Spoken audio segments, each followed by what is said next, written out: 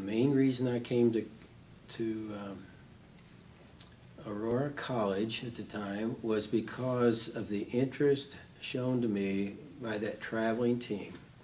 They came to Tampa and invited me and my best friend, Rendell Rawls, to go to the beach with them.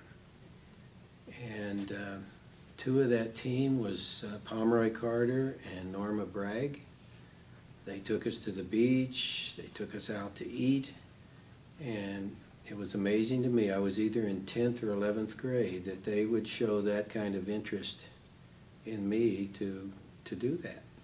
And I always knew I was going to go to Aurora College, partly because my parents both went there. Bob Crimi and Betty Hubbard, and Bob Crimi was the brother of James Crimi, who at the time was the Dean of Students when I first came and then later became the president. So it was just something to do, something I was going to do, and they used to have what they called alpha chapters in California at the time, which was Aurora alumni who got together regularly, and they got together with the whole family, and we would have big picnics and all the different kids and the different families that were a part of the Aurora alumni group. And so it was just the natural thing when it came time for college that Aurora College was my choice. My first impressions once I got in the dorm was that it was just like camp. I was just thrilled. It was, you get to sleep with all your friends in different rooms, and you have the cafeteria to get your food, and it felt like camp. And particularly because there were quite a few California girls that year. My best friend and I, and my brother-in-law, rode the Greyhound to Chicago. And we spent that night in the YMCA. I think the price only was $5 a night, or $4, something that we could easily afford.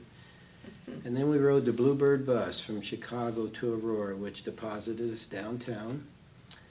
And here we are in this cute little town. It's built on the river, but we had no idea where Aurora was or how to get there. So we called the college from a payphone, no cell phone in those days. And Alice Stone, who worked in the office, answered the phone, and I told her our predicament, and she says, "Stay right there." She came down in her own car, a black and white Buick, and picked us up, greeted us with a big smile, and brought us to college. And I was just so impressed that we were treated like special. I call myself a rascal as I look back on it now. I don't know of a better word. But it helped me to grow up, because all of a sudden I am responsible for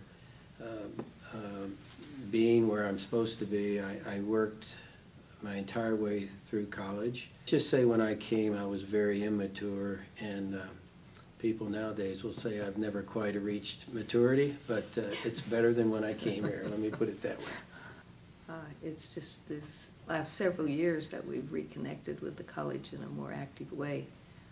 We've just been so impressed with the focus on the legacy and the history and the character and scholarship, and it's exciting to see how the direction that the college is going, and the number of students that are kind of called to this school, that are helped so much by different staff members. And Dick mentioned family, and I think that's, see that as a family setting, which I don't know a lot of colleges that you can say that about right now. So.